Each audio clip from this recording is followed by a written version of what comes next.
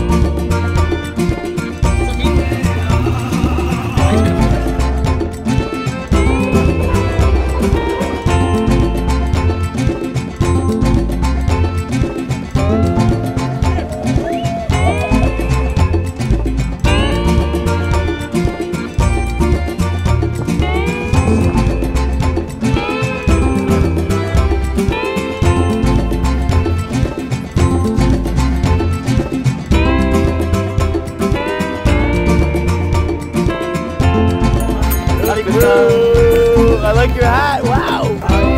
Hey, what's going on?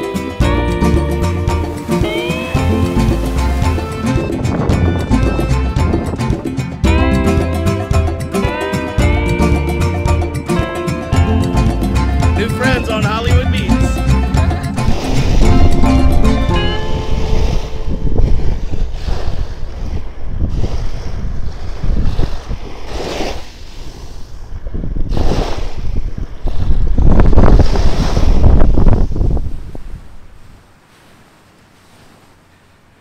Welcome to Hollywood Beach, my favorite beach in the world. We have everything: fresh air, sunshine, sand, Atlantic Ocean waves, and on the Broadwalk, lots of shops, bars, music, hotels, people watching, and history, lots of history. Why is it called the Broadwalk? Let's find out. Come stroll with me, meet some friends, and learn more about Hollywood Beach. Let's go! Woo! Joseph Wesley Young invited the entire nation to his city, Hollywood by the Sea. Construction was underway on the Hollywood Broadwalk, a unique cement promenade 30 feet wide, stretching along the shoreline for a distance of 1.5 miles. But it's not made of boards. It was at one point, and you'll hear about that later. But arguably, it's not very broad either. Let's start our tour at the Hollywood Beach Cultural and Community Center just south of Hollywood Boulevard. Recently, the city of Hollywood began accepting proposals to develop a 30-story multi-use complex, rental, residential, shops, and a new oceanfront community center. Some residents feel the beach is getting overcrowded with high-rises. Others feel the tax and lease revenue will greatly benefit this city. What will happen here? Only time will tell. Hollywood is constantly changing, creating new stories and remembering the old. Further north, you'll find Harry Berry Park and the parking lot. Make sure to pay the meters at all the parking lots or you will quickly be ticketed or booted. I recommend, if possible, to ride your bicycle, take the bus, and there's even a free service called the Circuit that will pick you up downtown Hollywood and take you to the beach. Once you're here, there's lots of fun ways to get around. You can either rent bikes, all kinds of bikes.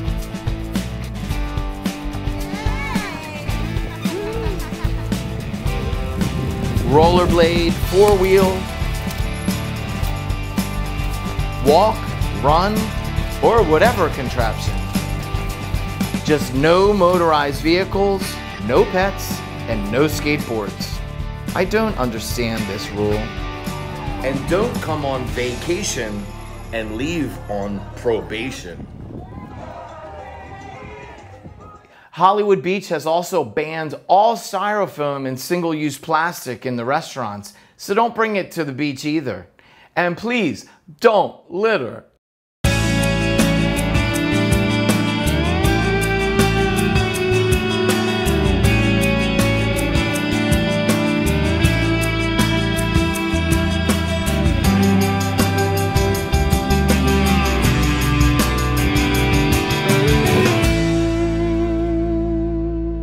Just north of Harry Berry Park is Alvin's, the southernmost Broadwalk restaurant bar.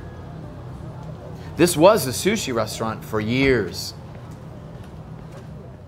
The most notable building on Hollywood Beach is the Hollywood Beach Resort. It was built in 90 days, and some say it's haunted. To talk about Hollywood Beach, you have to talk about Joseph Young, Jr. But the major thing that he was planning for his city was the boulevard would lead to the beach island with a major hotel set on that land. And it became known as the Beach Hotel, Hollywood Beach Hotel. Some of his ideas, in fact quite a few of them, he had already gotten from Long Beach, California, where he lived from age of 20, so 1902 to about 1915. And Long Beach was just developing as a resort while he was living there. So among other things that he saw them put in was a cement walk along the sand with shops on one side and sand on the other. So he built a broadwalk made of cement, pink cement. The pink cement blocks of the broadwalk ended up in North Lake after the 26 hurricane, and for a while it was just wood, but now it's back to being a broadwalk, and it was always the broadwalk. So Young's plan was to put his hotel not only on the island, but definitely overlooking the Atlantic Ocean. That was a step that he did. Fisher and, of course, Flagler had both built major hotels in Miami, but both of those faced Biscayne Bay. None of them were facing the ocean. So Young came along and his hotel was on the Atlantic. To get to the beach, he couldn't use this area. He couldn't just run his boulevard right down because this was all marsh. So he had to create the lakes, and while he was doing that, he was building kind of a causeway leading down to the Intercoastal, which would be the boulevard. At the same time, he had to get a bridge in. So he was able to come down Johnson Street. They narrowed the canal a little on Johnson Street, put a barge in that they could drive over, but also open, so boats could go by. So Johnson Street was the first street that led to the beach island. And then he put in Ocean Drive, which is still there. And gradually he and his workmen were working their way toward where the boulevard was going to come along the beach. And at the same time, other workmen were putting in the causeway and the boulevard leading to the Beach Hotel.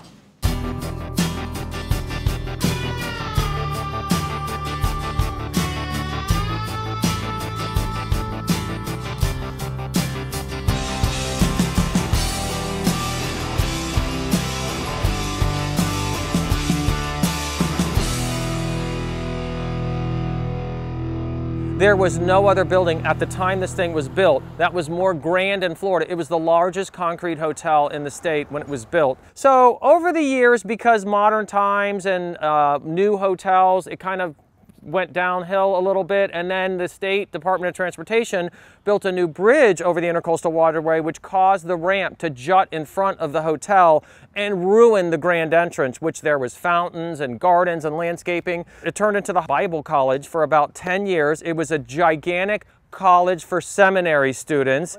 And then They decided they were going to sell because it was too big for them, and a group of investors bought it and thought that they would turn it into the Ocean Walk Mall, and it would be this fabulous oceanfront hotel and mall with shops and all this other stuff. Ocean Walk went bankrupt within 1 year. For some reason, it just never took off, and it's been in limbo ever since. When it was new, the finest shops were in that hotel. It was like the Breakers. It was like the Biltmore. It was like the National in Bal Harbor. This was not a cheap place to stay. It was very expensive to stay there. Eddie Cantor stayed there a lot. I mean, he even had a radio broadcast from the Hollywood Beach Hotel. But now when you walk through, there's nothing there. But if you want to see something, if you want to see what the old hotel looked like, the best place to do that is the second floor, and you stand and you look west, and the original arched windows, arched doorways are there, and the original coved plaster ceiling is still there, and the original terrazzo from 1925. The whole entire floor is terrazzo. If you want to know what the Ocean Walk Mall is today, there is a Facebook page called Abandoned Florida Sites. And that mall is on it, because you can literally walk to the south end of the mall and see the escalator that they put in the 80s when Miami Vice was still hot. And it's pink and blue ceramic tile, the same tile, and the escalator is rusted. Literally rusted in place. The fountain that surrounds the escalator is bone dry with debris and rocks and garbage. It's literally like abandoned, yet in that same lobby, in that same interior space, you walk a few hundred feet and there's the lobby for the hotel. It doesn't get any weirder than that. In the summer of 1945, the Navy was still at the Hollywood Beach Hotel. The Navy had taken over the hotel. They just said, we need it and we're going to have it. So they did. They had their men stationed there. I heard that they were going to hire somebody to work in their ship service. So I went down there, and believe it or not, they hired me. The ship service was like a store, and they had other things there, probably postcards and things that they could send home. And I was 16 years old, and another friend of mine that I went to school with, Montina Montaigne, she also worked there. The two of us did. And the sailors, yeah, they were hitting on us and asking us out and stuff like that, but it was a lot of fun. They were nice. When the school started, of course, I had to quit and go back to school. But I've never forgotten my time there. We have this book that was called The Quarterdeck, which is when the people were stationed there. And down here, they have a picture of the ship's service. And that could be me standing there. It looks like it might be. Anyway, that's when I was there, and that's what it looked like.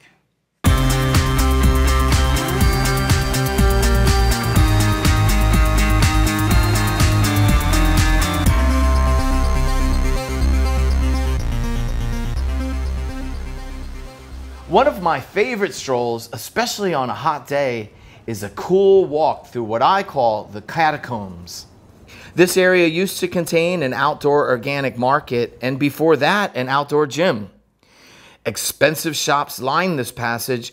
It goes behind Grumpy Gary's, which for years was O'Malley's, and also the beach resort pool.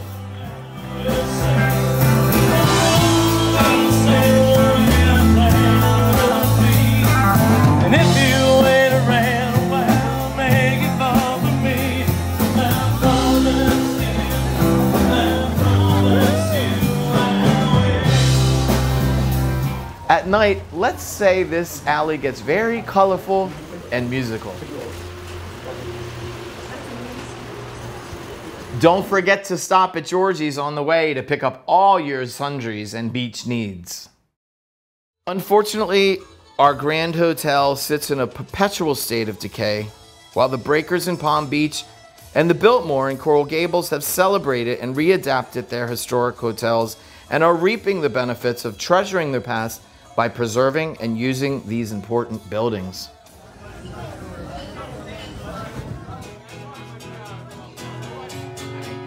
Heading north, we pass by Logan's Bar, formerly Booze, a hookah bar, a Russian bathhouse, and a local brewery.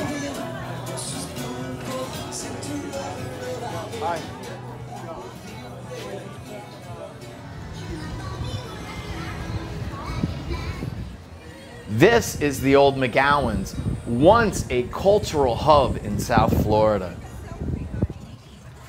Every night there was an event, a darts league, movie night, local live bands, but now just the outside is open. There used to be parrots out front. It was kind of sad because they were chained to their stumps, but at least you know when you go into the men's bathroom that you can still get those important items that men need. Do you remember the movie Porky's? This was the scene where Meat had his face stuck in the bowl of chili.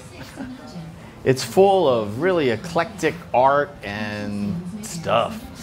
You really should check it out. Just to the south is like an art gallery, and you can buy this art. And there's really some nice pieces in there. And sometimes you'll see the artist on the beach painting right in front of there.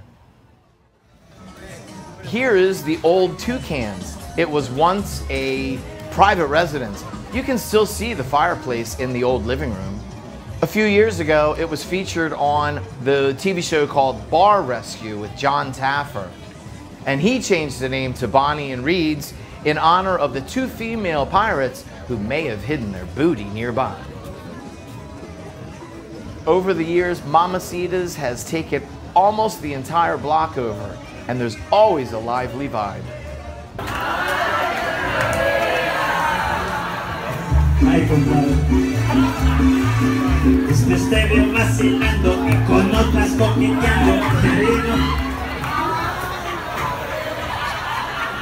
Qué chopata, no, greñuda.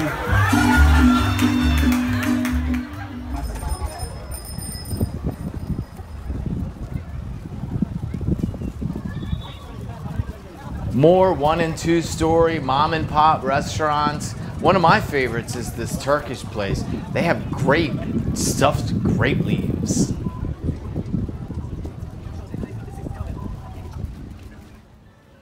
This Haagen-Dazs place has been here forever. The owner is really nice and friendly. And then don't forget to take a picture with Madison, the mermaid. Hi, it's me, the gingerbread man. I'm here with Madison, the mermaid, on Hollywood Beach. Right up the way there is the Coral House Hotel. It is now the oldest building on Hollywood Beach, and it used to be a hospital. Also, the Costa is a high-rise building. It's oceanfront, but when you're on the rooftop deck, you can't see the ocean because they built these bump outs on the top of the building. I don't know what the architect was thinking. I think it's an Airbnb now. Further up the Broad Walk, there's Ocean Alley Restaurant. This is a great place for seafood, and they have live music. And then next door, this is what it used to look like right here. But I was riding up there about 2 days before the fire, and one of the restaurants had recently renovated. I said, wow, that looks really nice. I'm gonna have to check that place out. 2 days later, it burned to the ground. And I hear it's under investigation. But they've been doing a nice job renovating, and I look forward to seeing what comes there next.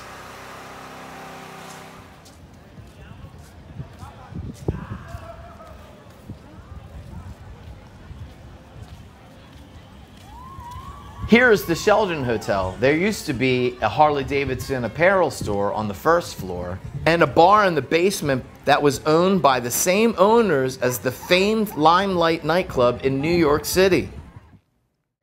And on the corner, my friend Dave Levine used to paint your portraits before he moved to downtown Hollywood. Where are we, and why is this place so special? We're in front of the Sheldon Hotel. And it had a gift shop, and my friend owned it, Ruth Trotter. She sold fruit to send to families all over when you came here for a vacation, and nice jewelry, lovely people. It was fun. It's seasonal. It was well, very few people here in the summer. The beaches were beautiful, but there was nobody here.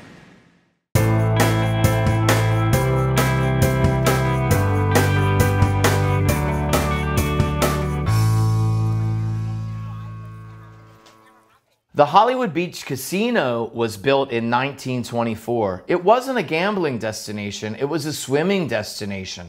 With 824 dressing rooms, 80 shower baths, a shopping arcade, and an Olympic-sized saltwater swimming pool, fed from the ocean.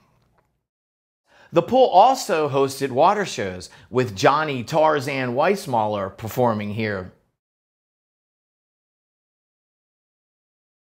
I think it's appropriate that Margaritaville stands here today. It was once a beach destination, and it still is. Margaritaville recently got sold to some new investors, so we'll see what happens there. They also made a deal with the city to take over the programming of the band shell. Just north of Margaritaville is the Rooftop Resort, a nudist resort with a rooftop patio and pool.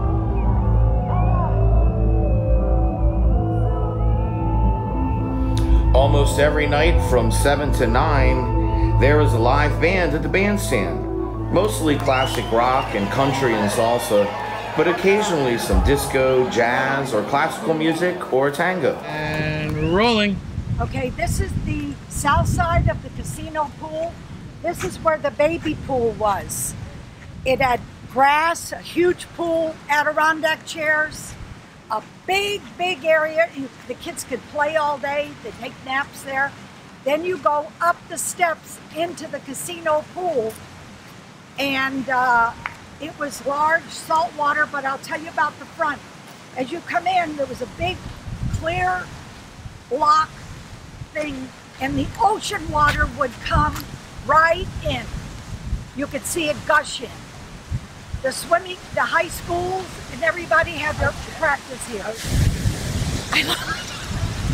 And they had a swimming group called the Dolphinettes, and they used to practice here. But it was really, really nice, salt water.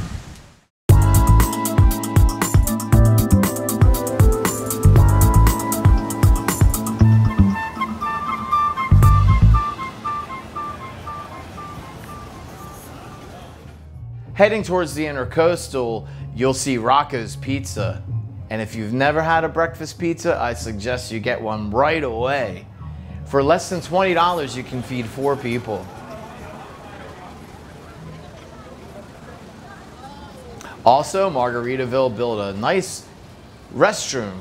There used to be a tourist information kiosk there, but that closed. Here's the Tangerine Tea Room where DeHaan sits today. I'm not sure if it's the same exact building or if it was rebuilt, but this used to be another destination where people would hang out, have drinks, dance, and visit with friends.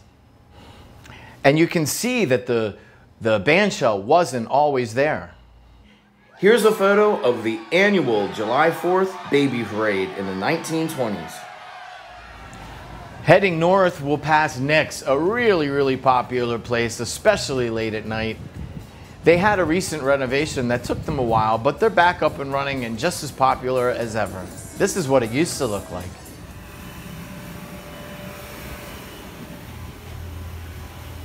That was called the Beach Grill. And next door, there was nothing. Other things came later, like a little putt-putt golf and stuff like that, but there was nothing. This is Nick's farm. But when I was a little girl, my Aunt Gladys and Uncle Pal used to jitterbug here on the Broadwalk at night, and they would take me, and I would sit on the corner of the Broadwalk with a glass bottle of Coke and pickles or potato chips, whatever they gave me. Everybody danced every night. It was wall-to-wall music, fun. And maybe there was a little shop down there. But between here and Johnson Street, there was nothing except the beach.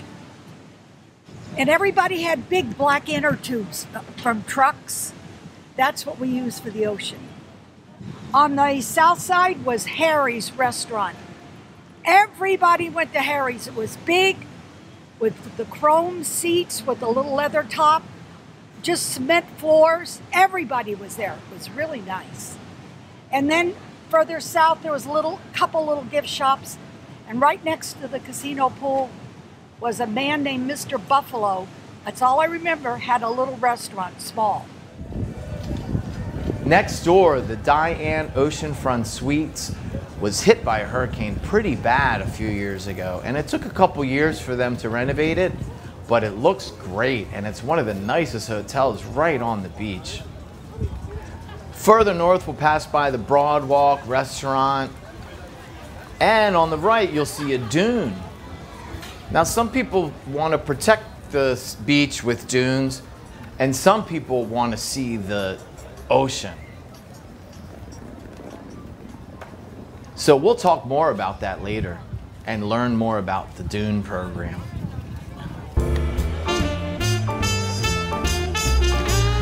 Past Florio's Pizza, grab another slice, and we're in Charno Park. Charno Park has a kids' water play fountain and a great outdoor gym. They're also the home to the historic paddleball courts.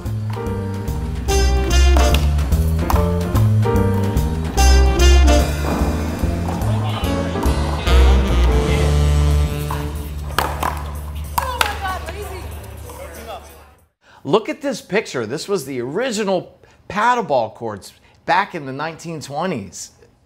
Below that are the pavilions or the ovens.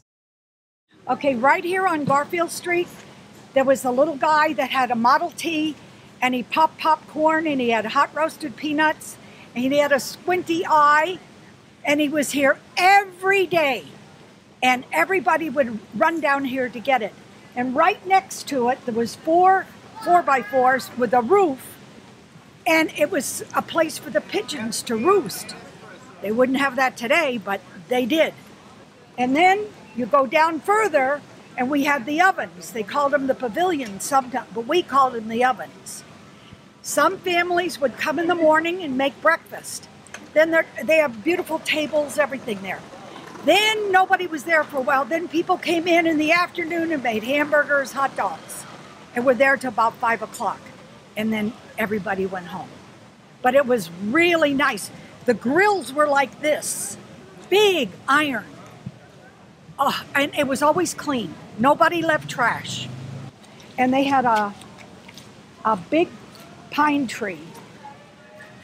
I think it was about that big around. And all the Italian people that I knew used to come early and grab all those spots. And then there was one over by the ovens. Another one, but not quite as big. But of course there's none now. And the paddleball court, it's right back there. Everybody went there right after school and during school. I didn't play, but my kids did. Right along the beach from Garfield Street to a little past Johnson, they had telephone poles.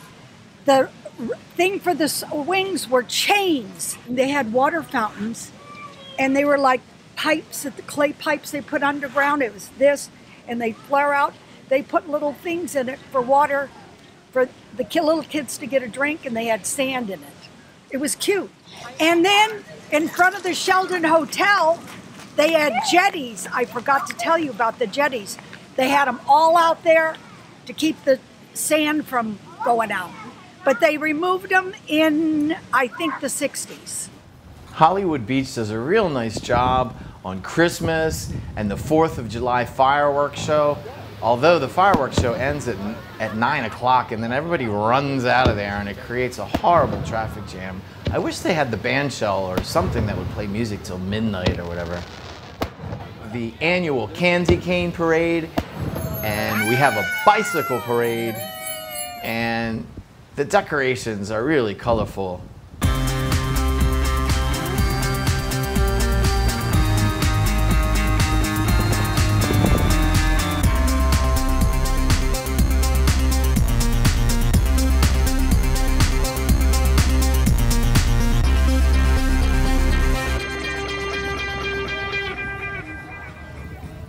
this is a nice aerial photograph of Hollywood, and it's from about I-95. It looks like this was under construction at the time. This is Hollywood Boulevard and the different circles heading out toward the beach.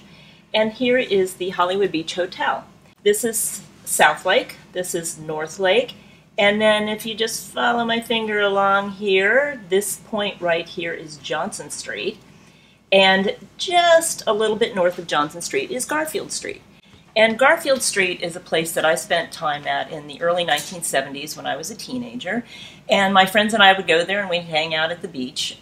Garfield Street is sort of famous for its paddleball courts, which are now considered historic. They were designated historic by the city of Hollywood. We did spend time there. We mainly hanging out on the beach. I tried to get a suntan, never could, just burned. And when we wanted something to eat or drink, we usually went to the Holiday Patio. This is now Florio's at the corner of Garfield Street and the Broadwalk. At the time it was called Holiday Patio, and this is what it looked like. And so we would hang out there, and we would usually, pool our money and grab a hot dog and an order of fries and a Coke that we would split, because that's all the money we had at the time. One summer, a friend and I, who used to go to the beach practically every day, we met a couple of cute guys, and they were from Connecticut. They were staying there with their parents on the other side of the paddleball courts at a place that at the time was called the Rosemont Apartments. Originally they were called the Carlson Apartments, and this is a picture of the Carlson Apartments postcard. And this is also a picture, and I like this one because this shows that the Broadwalk did not extend at that point, and there are now buildings in front of these apartments which are now called the Oasis condominiums. And this little house right here, a lot of people who go to Garfield Street will recognize. It's very pretty, it's pink, and so if you've ever seen it, I'm trying to do a little bit more research on that, which you might hear about in the future. And then last, I have this, which says Rosemont Apartments on this little sign up here. And again, the buildings that are now in front of it are not there. And you can see that these buildings have curved walls. This is called streamlined modern architecture, which I've since learned. And they are attributed to Bayard Lukens, who is one of my favorite Hollywood architects.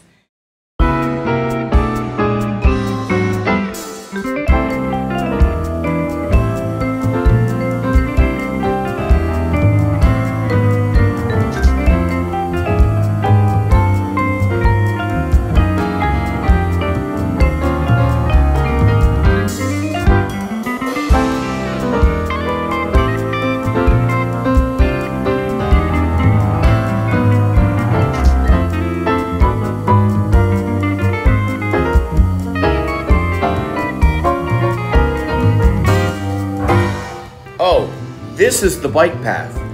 Don't walk on the bike path. People don't like that.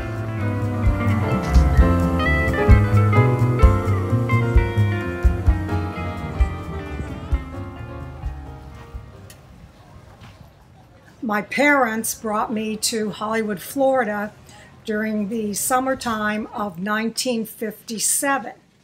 I was 10 years of age at the time, and we checked into the Sands Apartments on Hollywood Beach. When I was in my hometown of Spencer, West Virginia, I used to go swimming at a very large public swimming pool. When I arrived in Hollywood at the Sands, there was a whole ocean of water right before me. I was thrilled because I loved swimming. And so one of the members of the staff at the Sands took me out and showed me an imaginary line, and that I was not to go beyond this particular point. Otherwise, I might be bitten by barracudas. So I would go out and I would swim, and of course, once in a while, I would go beyond the imaginary line, and I did start thinking about those barracudas, and I would swim back to shore. Of course, over the years, I've gone back to Hollywood Beach a number of times, but I have yet to see a barracuda. The end. Further north, you'll see the Marriott Hotel, one of the larger hotels. It's very popular, has live entertainment, good food.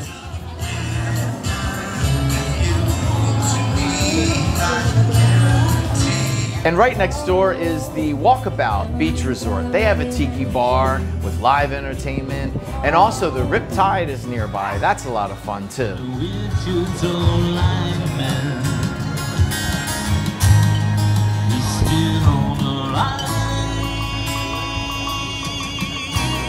Further north, there's Ocean's 13.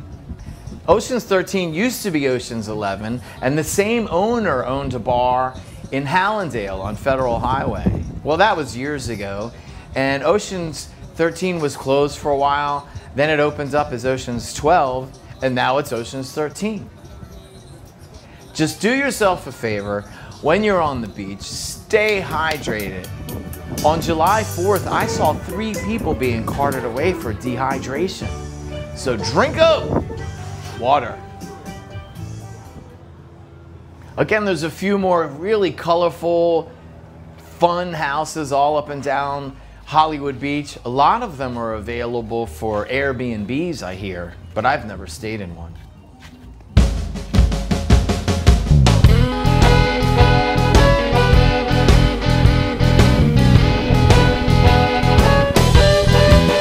I was born in 1957. And I still live 64 years later. I know I don't look that old. Here in the city of Hollywood. We lived at 2206 Fillmore Street, and I remembered it was 3 miles to the beach. And every weekend we would go to Hollywood Beach, to the Broad Walk. My family would take us. My father would have we didn't really have coolers back then. It was an old-fashioned igloo container, and my mother would make sandwiches, and we'd have a picnic on the beach. I remember the old stores and restaurants up and down Johnson Street. There were trampolines, a miniature golf course, and there was a arcade there where we would play. We'd win tickets to buy prizes, kind of like the Dave and Buster's of its time. There was a little aquarium, restaurants, novelty shops. Some of the old motels are still there, actually standing. And DeVito's by the Sea was knocked down to make way for the Positano. And I had the most happy memories. My father teaching me how to swim in the ocean, putting me on his shoulders, going to the sandbars where some lifeguards would be sitting outside telling us to go back because there were sharks in the area. And I had the pleasure of going with my friends in the late 60s, early 70s, and then bringing my own children back into the 90s. And as I got older, I would walk up and down the Broad Walk, back and forth. And it was, sometimes I would go to Dania Beach, and all the way to the Quad Domain, and it would be a 7-mile walk. I can't do it anymore, but those were the happiest days at the Broad Walk and the beach.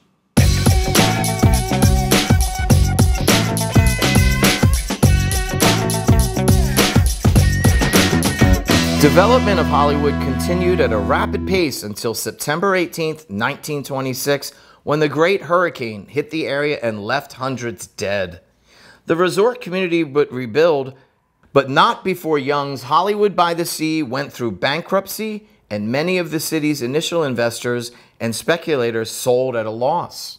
Dania Beach and Hallandale Beach petitioned to be annexed into the city of Hollywood, but after the 1926 hurricane and bankruptcy, they didn't want anything to do with that and withdrew their offer.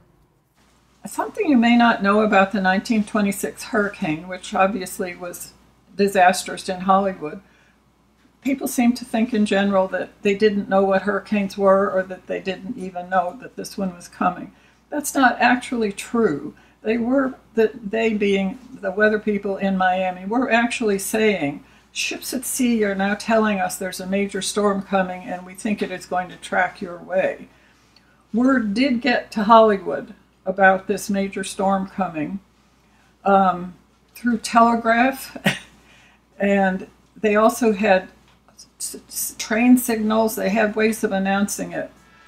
But the city of Hollywood didn't take action immediately.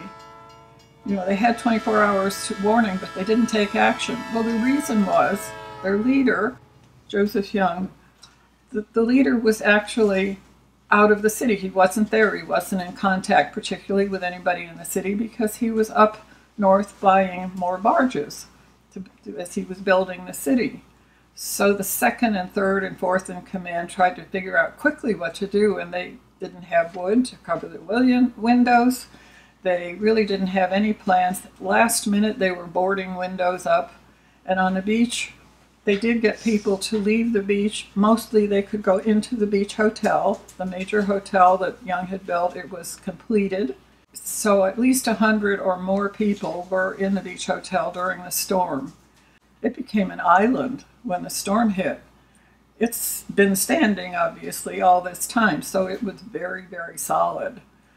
A few windows blew out. The hotel was really so solid, but the water went completely through it, the ground floor, totally through it, creating to the Intracoastal Canal, and filled that ground floor with sand. But Young was able to clean up the hotel and open it 2 months later for the 1926-27 season. If you'd like to read in detail about really anything about the founding of city, try my biography of Joseph Young. But we have 20 oral histories of people, most of whom went through the storm, and their various stories are quite interesting. A lot of people believe that the sea level is rising, so a lot of people are concerned about the future of Hollywood Beach.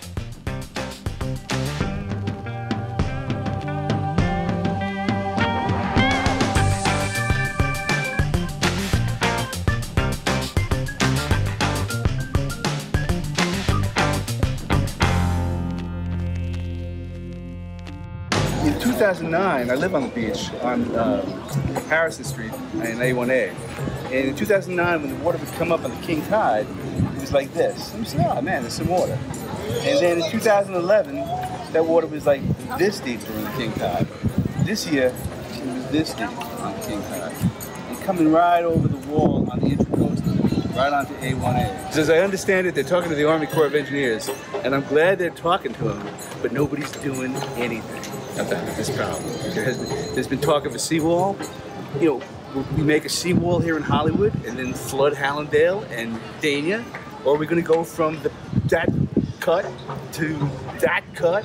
There's nothing happening except procrastination, and the Earth doesn't really care. Actually, it's trying to heal itself. So that's what's going on.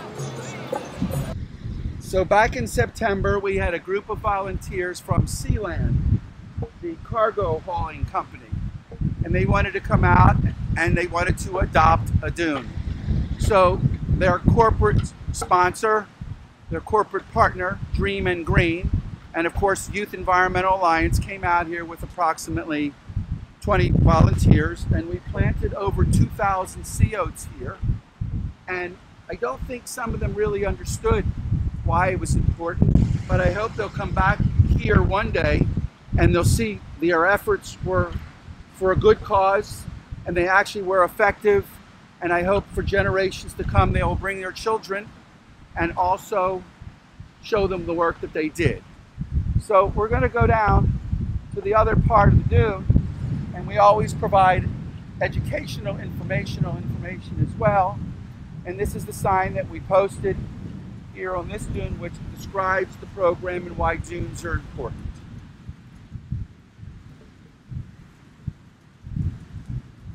Protect the oceans! Protect the rivers! Save the trail! Come on, Tim! What do we want? Clean energy! When do we want it? Now! What do we want? Clean energy! The Hollywood Community Redevelopment Association, or the CRA, was established in 1997. The CRA and the city built a retaining wall, Moby mats for handicapped access, showers, water fountains, restrooms, planter boxes, benches, and a lot more. The new LED light fixtures with shields decrease the light pollution and create a safer environment for nesting sea turtles. When the retaining walls were first built, they had neon light inserts, and it was pretty magnificent. They changed colors and everything. But within about 6 months to a year, it all rusted out. If you go down to the south part of the Broadwalk where we started, you can still see some of the glowing neon lights in the Broadwalk. But my favorite feature are these mosaics that feature different things about Hollywood.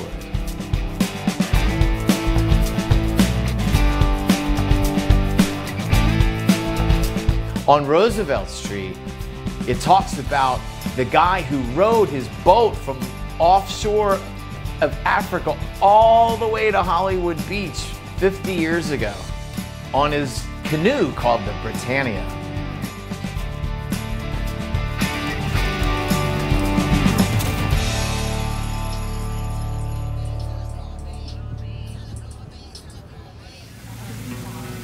The last major building that you're going to see on the Broadwalk is the Positano. It was built within the last 10 or 15 years, and it's an upscale condominium complex. Next door at North Beach Park, there's a tower that you can climb up. Before the Positano, you could see all the way down to the beach, all the way clear down to Miami. The tower has been closed the last couple times I went to see it. I don't know what's going on, but who knows, maybe they're gonna build a taller tower to look over top of the Positano. Wouldn't that be nice? Further up in North Beach Park, at the end of Sheridan Street, are the picnic areas. It has grills, picnic tables, lots of sea oats you can sit under and be shady. It's a really good time to spend a Saturday or Sunday, but get there early because it fills up quick. Also, there's Zach's Snacks, which features barbecued ribs. I haven't had them yet, but I'm gonna try them. All up and down this area is metered parking and also entrances so you can enter onto the beach. This part of the beach tends to be a little less crowded, especially during the week. So let's go for a swim or build a sandcastle.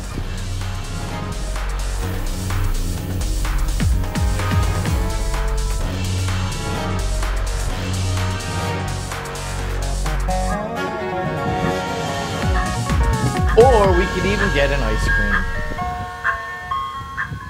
Now I'm just gonna take you on a little excursion over to the Intercoastal at this point, because here's a little secret that most people don't know about.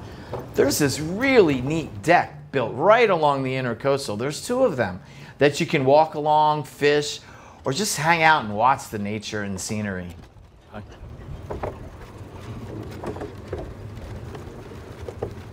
Keep heading north and you'll come to the Carpenter House. This was once a private residence, but it's now a community center. There's a rescued handicapped turtle that lives in the swimming pool. Over by the Carpenter House is where the Lions Club has their trash cleanup. Join them next time. Lions roar! Beach Clean Patrol! Let's go, everybody join us! Join us next time! And heading further still, you'll come to this pathway. This was damaged by a recent hurricane also, and it was closed for a little bit, but it's open now. And if you walk or ride your bike alongside it, it'll lead you right up to the Dania Beach Pier.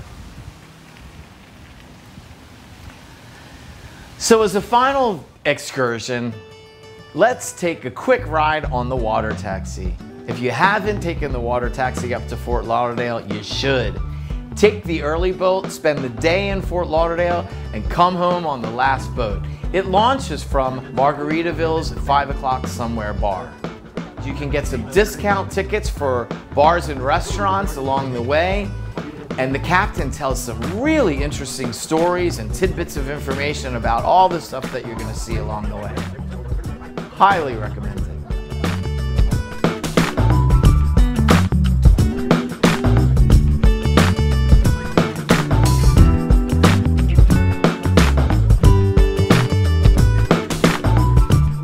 here's an abandoned dock that's going to be undergoing some change soon, I hear.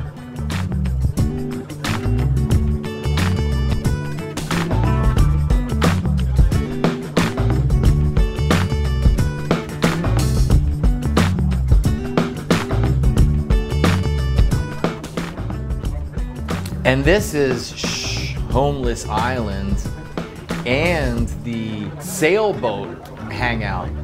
You know, you don't have to pay any taxes if you're in a boat. You just live there, and that's what people do.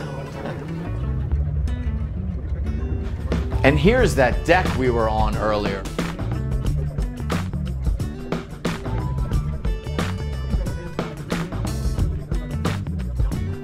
Further north, you'll see Tiki Tiki. This was recently opened and it has rave reviews. I haven't been there yet.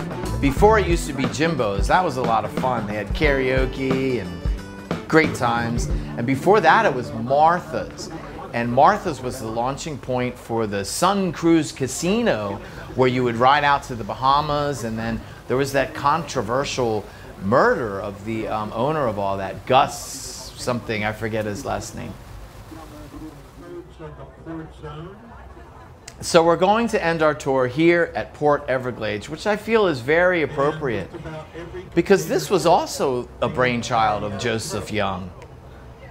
The building of Hollywood Harbor at nearby Lake Mabel will provide a great new seaport where industry will be developed and add to the business activity and prosperity of this thriving, growing city. Come to Hollywood by the Sea in Florida and learn what life can really hold for you. It was once Lake Mabel. He wanted to develop it into the Hollywood Harbor, and now it's Port Everglades, one of the busiest ports in the world. Hey, thanks for strolling with me on Hollywood's Broadwalk. And I do mean stroll. When you visit, walk slowly, stroll, take in the sights, the sounds, the smells, the synergy of my beach, your beach, our beach, Hollywood Beach. I'll see you on the Broadwalk, or maybe on Surf Road, but that's another story.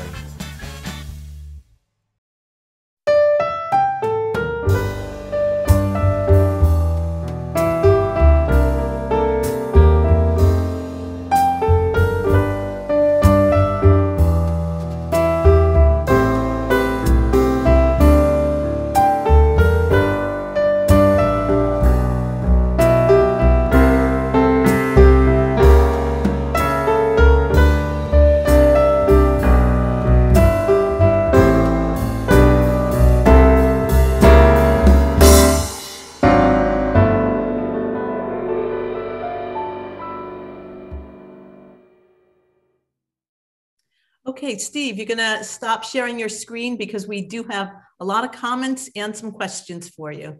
And you have to unmute yourself. Hi. Hey, Steve, how do you want to work this? Do you want to just add anything? Well, or we answer have, I some see, questions? 25 chats in here. I didn't want to talk about them as we were rolling because I know it gets the chat thing goes on. But Karen, I think, wanted to say a few things, right?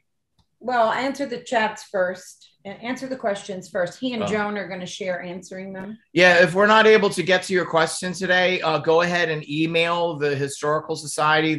Visit the website. There's a hyperlink right on the website. You can email and they'll answer your question, or stop by Tuesdays or Thursdays. What time?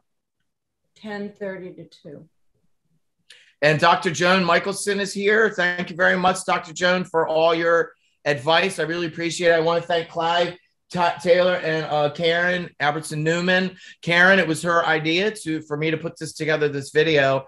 And I basically, I own a video production company and I love to make videos. And since about 2014, I started recording stuff on my phone. So in the last, I literally, I was extremely busy. So I literally put this together in the last 3 days editing. I haven't been getting much sleep. I woke up this morning at 3:30 a.m. and started to finish the edits. But anyway, answer the question. What's the question? She's going to if anyone has a question, they can just unmute and then make sure to mute themselves again. Steve, I just want to thank you so much. One thing you didn't mention, and maybe it's not historical, but one thing that gets to me every time I walk on Hollywood Beach are the languages that I hear. It's unbelievable that you hear. I don't just hear 2 or 3 languages, and I'm talking every single time I'm on that beach. It's just a real mecca for, I think, international travelers or visitors. Definitely a worldwide destination. Absolutely. And you know, the keeping it that small town charm, I think, is very important to lots of people, and especially the Hollywood Historical Society. You know, there's things going on also downtown with the historic bank building that underneath that facade, there's still that columns there. There's still that beautiful architecture, and it just needs to be appreciated and highlighted for what it is. Like the Hollywood Beach Hotel, there's no reason that thousands of feet of oceanfront property are just sitting there vacant. I mean, it's ridiculous. Are you going to ask the questions, or do you want them to, you know, forward them? There are reasons, but we won't go into them now. But we do have a video coming up, don't we, on the Hollywood Beach Hotel? Absolutely, Clive. Yes. That'll go into those reasons. Any questions? Let's answer the questions first. Okay, well, some people asked about the dog park, the dog beach. Is that still there? Yes, the dog beach is still there. In the summertime, the hours, I think, are 5 to sunset. And in the winter, it's 4 because the sun sets earlier. It's a great beach. That was a big battle getting that dog beach. A lot of people, there was a lot of opposition for some reason, but it did prevail, and it's a fantastic place to go, even if you don't have a dog, to watch the dogs play on the beach. Hey, Clive, why don't you tell them where that is? It's Custer Street. Great. And there was a question, I actually asked a question about if anyone has access to that second floor. You answered it, but if you could just go into that. If you want to go see that, what do? You just walk in? Oh, you from the beach side, you walk behind Grumpy Gary's. From the ocean side, just walk into the main entrance of the hotel. I suggest walking up the steps towards on the west side of the hotel. And that's what we did there. And then if you want to see the abandoned part, just walk down to the south end, and it's all just sitting there open. Wow. Not only the terrazzo on the second floor, but the columns still have the capitals on top that are just below the drop ceiling. So you see these gold relief capitals that are still on the column. So if you stripped away the drop ceiling, the ceiling would be incredibly tall with these beautiful columns with the detail ornamentation that's still attached to it, and the terrazzo floors. It was like a grand space, that second floor lobby. And the ballroom, I think, is on the second floor, has been abandoned and boarded up for long time, at least since I've been here. So there's a ballroom on the second floor. I believe it's on the north side of that. It's the area. Old dining room is what it is. It's an incredible space that is abandoned. Someone had mentioned barracudas, and another person said that they actually saw barracudas. I want everyone to know that 2 weeks ago, I am not making this up, I saw a group of manatees on Hollywood Beach. They were in the water, manatees, and they were playing around. I have a video and a picture if anyone wants to see it, and then they swam away. But they were very close to the shore. Like you could almost touch them. Apparently they were much more prevalent in all the canals, I hear. They're not as much. Well, in the early you go out early in the day, and when the water is flat, you can see a lot of very interesting sea life. Yeah, Hi, Robin. Hey, guys. Any other questions? Steve, you had so many great comments and a lot of wonderful nostalgic stories from people and their memories. You brought up a lot of memories for people today. So thank you. Thanks for having us, Friends of the Stirling Library. Great program. Okay, this will be available on video for all of your friends who missed it. Steve will be uploading the video on the Historical Society site. We'll put it up on the Friends. And Karen, did you want to say something about our next program? Or yes, please. Our next lecture is August 22nd. it's going to be author Willis Morgan to tell a story about Adam Walsh, who was abducted many years ago from the Sears Mall and murdered. So he will be, he'll be our next. Story. It's a very sad story, but unfortunately it's part of our history. And next year, hopefully, we're going to be working, I have a schedule for next year already, lectures, and everybody say a little prayer that it'll be at the Stirling Road Library, from what I understand. Oh, wow, great. So I hope everybody has a wonderful day, and I certainly hope you enjoyed our presentation. Any questions, you can ask us on our Facebook page or on our website.